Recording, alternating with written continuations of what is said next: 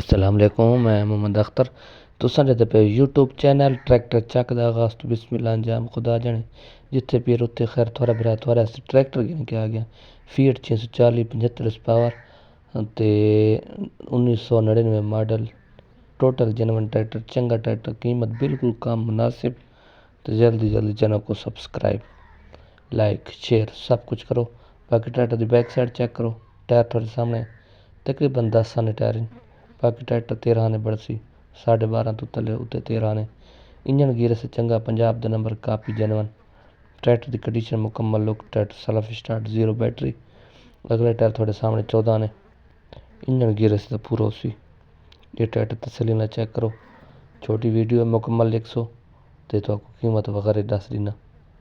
Check करो तसली ना, चेक करो साफ सुथरा ट्रैक्टर मैकेनिकल बिल्कुल पूरा ट्रैक्टर साफ ते सुथरा ट्रैक्टर की वीडियो दे पे। बाकी तो पास आए तो रबता करके आ सकते वे। टायर अगले चेक कर सकते वे। कंडीशन थोड़े सामने आ गई।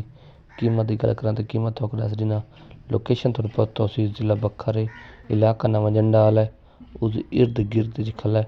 बाकी कीमत की गल करें तो कीमत बिल्कुल मुनासिब है।